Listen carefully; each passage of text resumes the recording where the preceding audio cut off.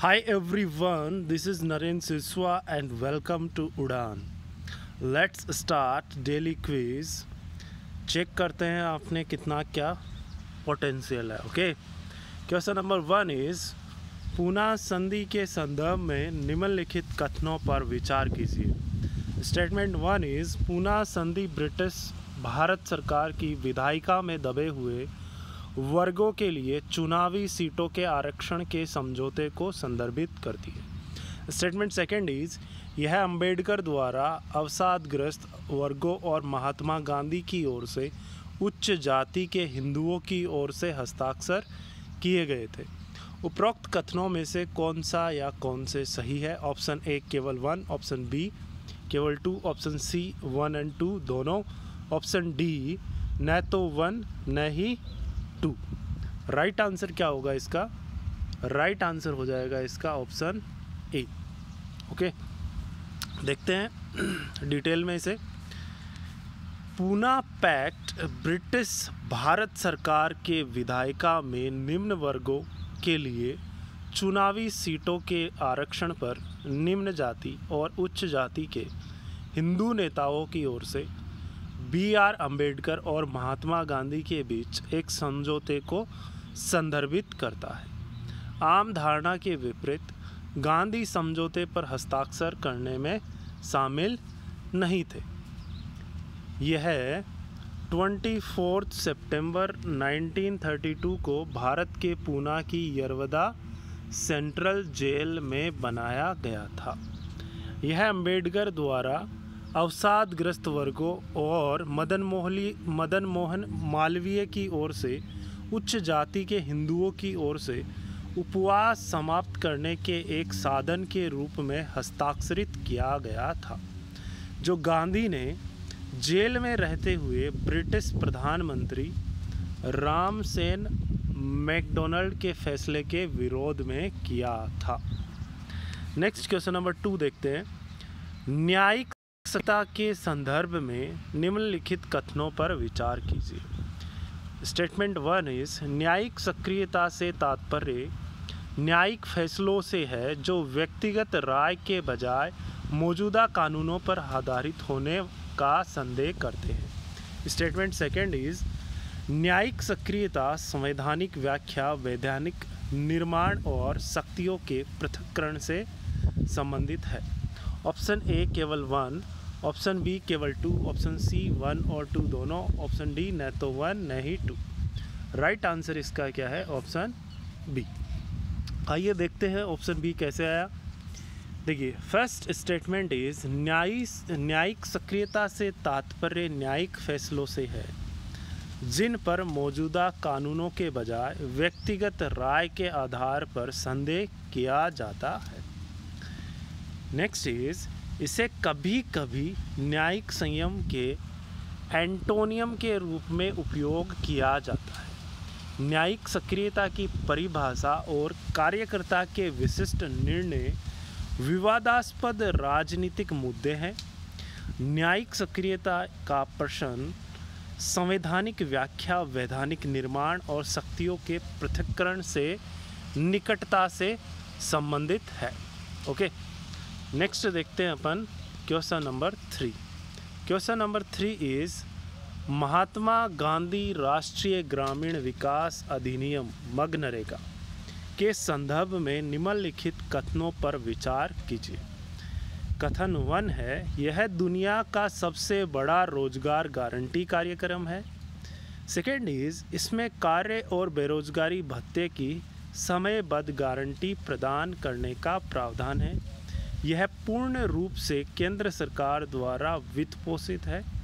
उपरोक्त कथनों में से कौन सा या कौन से सही है? Third statement is wrong. Option A is केवल 1 और 2, ऑप्शन बी केवल 2 और 3, ऑप्शन सी केवल 1 और 3, ऑप्शन डी उपरोक्त सभी. राइट आंसर क्या हो जाएगा इसका? Option A. Okay, next explain करते हैं इसको. मनरेगा 2005 का एक अधिनियम है.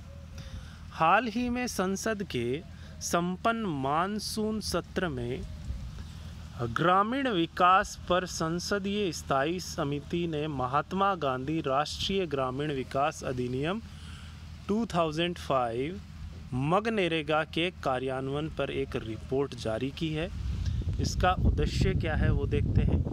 मनरेगा जो दुनिया में सबसे बड़ा रोजगार गारंटी कार्यक्रम है, 2005 में ग्रामीण परिवारों को प्रतिवर्ष 100 दिनों के, कितने दिनों के लिए, 100 दिनों के मजदूरी रोजगार की गारंटी देने के प्राथमिक उद्देश्य के साथ बनाया गया था।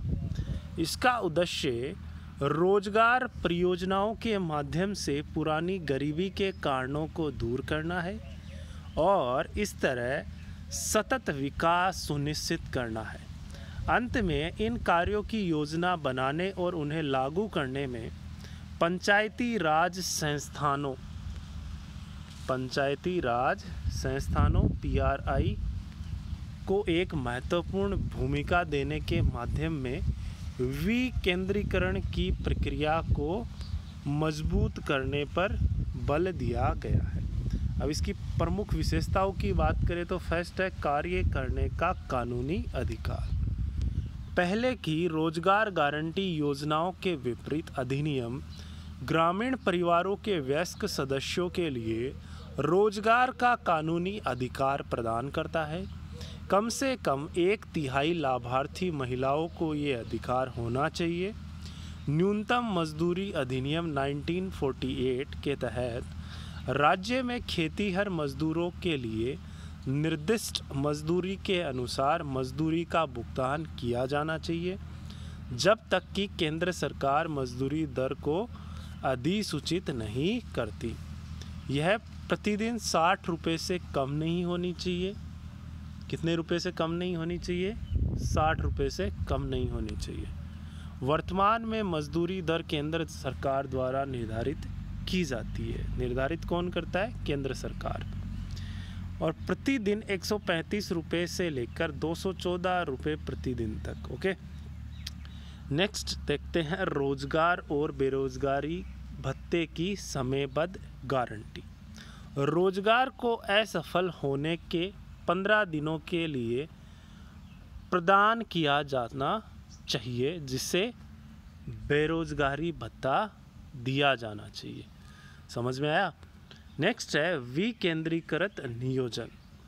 ग्राम सभाओं को उन कार्यों की सिफारिश करनी चाहिए जिन्हें कम से कम किया जाना चाहिए और कम से कम 50% कार्यों को उनके द्वारा निष्पादित किया जाना चाहिए। PRI मुख्य रूप से किए गए कार्यों की योजना, कार्यान्वयन और निगरानी के लिए उत्तरदायी है। तो इसके लिए उत्तरदायी कौन है? PRI। ओके, पंचायती राज इंस्टीट्यूशन। नेक्स्ट देखते हैं कार्यस्थल की सुविधाएं। कार्यस्थल की सुविधाएं क्या क्या हैं? सभी कार्यस्थलों में क्रैच, पेयजल और प्राथमिक चिकित्सा जैसी सुविधाएं होनी चाहिए। पारदर्शिता और जवाबदेही। पारदर्शिता और जवाबदेही की बात करें तो दीवार लेखन, नागरिक सूचना बोर्ड, प्रबंधन सूचना प्रणाली और सामाजिक लेखा परीक्षा के माध्यम से सक्रिय प्रकटीकरण के प्रावधान है। योजना के कार्यान्वयन की निगरानी के लिए समुदाय को सक्षम करने के लिए ग्राम सभाओं द्वारा सामाजिक ऑडिट किए जाते हैं। तो सामाजिक ऑडिट कौन करता है? ग्राम सभा के द्वारा होती है। नेक्स्ट बात करें फंडिंग की। फंडिंग कहाँ से आती है? फंडिंग केंद्र और राज्यों के बीच साझा की जाती है। वे की 3 प्रमुख वस्तुएं कौन कौन सी हैं? मजदूरी है, अकुशल, अर्धकुशल और कुशल श्रम के लिए सामग्री और प्रशासनिक लागत। ओके, केंद्र सरकार अकुशल श्रम की लागत का 100%, अर्धकुशल और कुशल श्रम की लागत का 75%, सामग्री की लागत का 75% और प्रशासनिक लागत का 6% वहन करती है। सो क्लियर हुआ? अभी नेक्स्ट क्वेश्चन देखते हैं, क्वेश्चन नंबर 4। सिख धर्म के खालसा के संदर्भ में निम्नलिखित कथनों पर विचार कीजिए। फर्स्ट स्टेटमेंट इज खालसा का गठन 1699 AD में गुरु हरगोविंद सिंह ने किया था।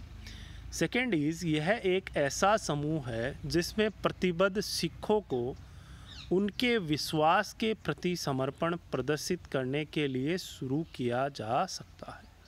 थर्ड इज़, कारा, केस, कंगा, कच्छा, किरपान 5 वस्तुएं हैं जिन्हें अमृतधारी सिखों के लिए एक समान माना जाता है, जिन्हें खालसा सिख भी कहा जाता है।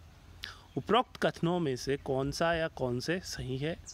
ऑप्शन ए केवल 1 और 2, ऑप्शन बी केवल 1 और 3, ऑप्शन सी केवल 2 और 3, ऑप्शन डी उपरोक्त सभी। राइट आंसर क्या है इसका? Option C. एक्सप्लेन करते हैं खालसा को। तो खालसा का गठन गुरु गोविंद सिंह ने किया था कब? 1699 एडी में वैसाखी में किया था। यह एक ऐसा समूह है जिसमें प्रतिबद्ध सिखों को उनके विश्वास के प्रति समर्पण प्रदर्शित करने के लिए शुरू किया जा सकता है। खालसा के 5 स्वयंसेवकों को याद किया जो वाहे गुरु और गुरु गोविंद सिंह के लिए अपने जीवन की पेशकश करने के लिए तैयार थे। उनकी प्रतिबद्धता का एक उदाहरण है अपनी भलाई के लिए बिना सोचे समझे दूसरों की सेवा करने की इच्छा। गुरु गोविंद सिंह को अपना जीवन अर्पित करने के बाद 5 स्वयंसेवकों को अमृत दिया गया जो चीनी और पानी का मिश्रण है। इसने उनका प्रतिनिधित्व खालसा में किया। गुरु गोविंद सिंह ने तब उन्हें खालसा के पहले 5 सदस्य घोषित किए। वे पंज प्यारे के रूप में जाने गए। रिमेंबर दिस, पंज प्यारे के रूप में जाने गए। गुरु गोविंद सिंह और उनकी पत्नी को तब खालसा में दीक्षा दी गई थी। गुरु गोविंद सिंह ने घोषणा की कि जो भी पुरुष खालसा में आरंभ किए गए थे उन्हें सिंह नाम दिया जाएगा, जिसका अर्थ शेर होगा, और जिन महिलाओं को दीक्षा दी गई थी उन्हें कौर नाम दिया जाएगा, जिसका अर्थ है राजकुमारी। यह स्थिति या जाति को हटाने का संकेत देता है और सभी मानवता के भीतर समानता और निष्पक्षता का प्रतिनिधित्व करता है। आज खालसा के सदस्य बनने की इच्छा रखने वाले सिख अमृत संस्कार समारोह में भाग लेकर अपनी प्रतिबद्धता और समर्पण दिखाते हैं। 5 वस्तुओं की बात करें जो शरीर पर पहनी जाती है, उन्हें अमृतधारी सिखों के लिए एक वर्दी माना जाता है, जिन्हें खालसा सिख भी कहा जाता है। ये सिख बाहरी रूप से दूसरों के प्रति सिख विश्वास के प्रति अपनी प्रतिबद्धता दर्शाते हैं। हालांकि कई सहजधारी सिख जो अमृत संस्कार समारोह से नहीं गुजरे हैं अक्सर कुछ या सभी 5 भी पहनते हैं। ओके, नेक्स्ट क्वेश्चन देखते हैं। विश्व श्रवण दिवस अभियान 2020 का विषय है। ऑप्शन ए सभी के मूल अधिकारों को सुनना, ऑप्शन बी श्रवण हानि के साथ हर किसी को सशक्त, ऑप्शन सी जीवन के लिए श्रवण हानि आपको सीमित न करे, ऑप्शन डी श्रवण सीमा पर काबू पाए। राइट आंसर है option C. Okay, option C. अब इसका एक्सप्लेनेशन देखते हैं। विश्व श्रवण दिवस प्रत्येक वर्ष WHO के नेत्रहीनता और बधिरता के कार्यालय द्वारा आयोजित एक अभियान है। अभियान का उद्देश्य सूचनाओं को साझा करना और श्रवण हानि की रोकथाम और श्रवण की बेहतर देखभाल की दिशा में कार्यवाही को बढ़ावा देना है। पहला आयोजन कब हुआ था इसका? 2007 में हुआ था।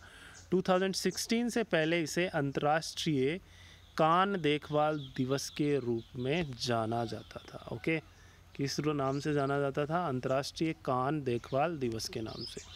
हर वर्ष WHO एक विषय का चयन करता है, शैक्षणिक सामग्री विकसित करता है और ये कई भाषाओं में स्वतंत्र रूप से उपलब्ध कराता है। 2020 के अभियान की थीम हियरिंग फॉर लाइफ है। This is very important. 2020 के अभियान की थीम क्या है? Hearing for life. Hearing loss limit not you, अर्थात जीवन के प्रति श्रवण हानि आपको सीमित न करे। यह रेखांकित करता है कि उचित और समय पर हस्तक्षेप शिक्षा, रोजगार और संचार तक पहुंच को आसान बना सकता है। दुर्भाग्य से दुनिया भर में कान और श्रवण देखभाल अपर्याप्त है और WHO का तर्क है कि सभी सार्वजनिक स्वास्थ्य प्रणालियों में कान और श्रवण देखभाल शामिल होनी चाहिए। ओके, नेक्स्ट क्वेश्चन नंबर 6 देखते हैं। क्वेश्चन नंबर 6 है, उष्ण कटिबंधीय सदाबहार वन भारत के निम्नलिखित में से किस क्षेत्र में पाए जाते हैं? ऑप्शन ए पूर्वोत्तर क्षेत्र, ऑप्शन बी अंडमान और निकोबार, ऑप्शन सी पूर्वी घाट, ऑप्शन डी उपरोक्त सभी। राइट आंसर क्या आ जाएगा इसका? ऑप्शन डी उपरोक्त सभी। ओके, आइए देखते हैं। भारत के उष्ण कटिबंधीय सदाबहार वन अंडमान निकोबार द्वीप समूह पश्चिमी घाटों में पाए जाते हैं, जो अरब सागर, प्रायद्वीपीय भारत के तट और उत्तर पूर्व से अधिक असम क्षेत्र में फैले हुए हैं। सदाबहार वन के छोटे अवशेष ओडिशा राज्य में भी पाए जाते हैं। अर्ध सदाबहार वन सदाबहार गठन की तुलना में अधिक व्यापक है। 3 प्रमुख सदाबहार वन क्षेत्रों के बीच पर्याप्त अंतर है। Next question number 7 is bone challenge कभी कभी समाचार में देखा जाता है, जो संबंधित है। ऑप्शन ए इज 2020 तक दुनिया की वंचित भूमि को 150 मिलियन हेक्टेयर में लाकर पारिस्थितिक अखंडता का बहाल। ऑप्शन बी इज वन्य प्राणियों के प्रवासी प्रजाति के संरक्षण पर सम्मेलन। ऑप्शन सी इज लुप्तप्राय पौधों और जानवरों की रक्षा। ऑप्शन डी HIV उपचार और बायोमेडिकल रोकथाम पालन अनुसंधान। सो राइट आंसर इसका क्या है? Option A. आइए देखते हैं ऑप्शन ए कैसे आया। बोन चैलेंज दुनिया के वनों की कटाई और खराब हो चुकी भूमि को 2020 तक बहाल करने और 2030 तक 350 मिलियन हेक्टेयर में लाने के लिए एक वैश्विक प्रयास है। यह 2011 में जर्मनी गवर्नमेंट और IUCN द्वारा शुरू किया गया था। किसने शुरू किया था? 2011 में जर्मन गवर्नमेंट और IUCN ने, और बाद में 2014 में संयुक्त राष्ट्र जलवायु शिखर सम्मेलन में वनों पर न्यूयॉर्क घोषणा द्वारा समर्थन और विस्तारित किया गया। बोन चैलेंज को समझना वन लैंडस्केप रेस्टोरेशन FLR दृष्टिकोण है, जिसका उद्देश्य एक ही समय में पारिस्थितिक अखंडता को बहाल करता है, जो कि बहुउद्देशीय परिदृश्य के माध्यम से मानव कल्याण में सुधार कर रहा है। नेक्स्ट क्वेश्चन देखते हैं। आइए, निम्नलिखित कथनों पर विचार कीजिए। फर्स्ट कथन है, भारत के मुख्य न्यायाधीश का पद रिक्त होने पर राष्ट्रपति भारत के कार्यवाहक मुख्य न्यायाधीश के रूप में सर्वोच्च न्यायालय के न्यायाधीश की नियुक्ति कर सकते हैं, या भारत के मुख्य न्यायाधीश अस्थायी रूप से अनुपस्थित हैं। सेकेंड स्टेटमेंट इज राष्ट्रपति एक उच्च न्यायालय के न्यायाधीश को अस्थायी अवधि के लिए उच्चतम न्यायालय के तदर्थ न्यायाधीश के रूप में नियुक्त कर सकते हैं। उपरोक्त कथनों में से कौन सा या कौन से सही है? ऑप्शन ए केवल 1, ऑप्शन बी केवल 2, ऑप्शन सी 1 और 2 दोनों, ऑप्शन डी न तो 1 न ही 2। सो राइट आंसर है इसका ऑप्शन ए। अब देखते हैं ऑप्शन ए कैसे आया है। राष्ट्रपति भारत के कार्यवाहक मुख्य न्यायाधीश के रूप में सर्वोच्च न्यायालय के न्यायाधीश की नियुक्ति कर सकता है। फर्स्ट इज भारत के मुख्य न्यायाधीश का पद रिक्त है, या भारत के मुख्य न्यायाधीश अस्थायी रूप से अनुपस्थित है, या भारत के मुख्य न्यायाधीश अपने कार्यकाल के कर्तव्यों का पालन करने में असमर्थ है। नेक्स्ट बात करते हैं तदर्थ न्यायाधीश, या फिर तदर्थ न्यायाधीश। या है जब सर्वोच्च न्यायालय के किसी भी सत्र को आयोजित करने या जारी करने के लिए स्थायी न्यायाधीशों के कोरम की कमी होती है, तो भारत के मुख्य न्यायाधीश एक अस्थायी अवधि के लिए उच्चतम न्यायालय के तदर्थ न्यायाधीश के रूप में एक उच्च न्यायालय के न्यायाधीश की नियुक्ति कर सकते हैं। हुआ क्लियर? नेक्स्ट देखते हैं क्वेश्चन नंबर 9। निम्नलिखित कथनों पर विचार कीजिए। भारतीय संविधान के अनुच्छेद 280 के तहत वित्त आयोग एक न्यायिक निकाय है। ऑप्शन बी इज वित्त आयोग के अध्यक्ष और सदस्यों की नियुक्ति राष्ट्रपति द्वारा की जाती है। ऑप्शन सी इज अध्यक्ष और वित्त आयोग के सदस्य पुनर्नियुक्ति के लिए योग्य नहीं है, बिल्कुल योग्य हैं। ऑप्शन डी इज इनमें से कोई भी नहीं। राइट आंसर क्या है? वित्त आयोग के अध्यक्ष और सदस्यों की नियुक्ति राष्ट्रपति द्वारा की जाती है। आइए एक्सप्लेन करते हैं इसको। भारत के कॉन्स्टिट्यूशन में अंडर आर्टिकल 280 एक वित्त आयोग को अर्ध न्यायिक निकाय के रूप में चिन्हित किया गया है। यह भारत के राष्ट्रपति द्वारा हर 5वें वर्ष या ऐसे पहले समय में गठित किया जाता है जब वह आवश्यक समझा जाता है। वित्त आयोग में एक अध्यक्ष और 4 अन्य सदस्य होते हैं जिन्हें अध्यक्ष द्वारा नियुक्त करता है। कौन नियुक्त करता है? अध्यक्ष। और वे अपने आदेश में राष्ट्रपति द्वारा निर्दिष्ट ऐसी अवधि के लिए पद धारण करते हैं और वे पुनर्नियुक्ति के लिए योग्य है, बिल्कुल पुनर्नियुक्ति के लिए योग्य है। Next is question number 10। Question number 10 is निम्नलिखित में से कौन गिद्धों की संकटग्रस्त प्रजातियां हैं? ऑप्शन ए भारतीय गिद्ध, ऑप्शन बी लंबी चोंच का गिद्ध, ऑप्शन सी श्वेत प्रदर गिद्ध, ऑप्शन डी उपरोक्त सभी। तो ये सारे ही सही है। ओके, तो आंसर क्या आ जाएगा इसका? डी। देखिए, गंभीर रूप से लुप्त प्राय प्रजातियों की बात करें तो भारतीय गिद्ध, वैज्ञानिक नाम भी याद रखना है इसका क्या है? Gyps indicus.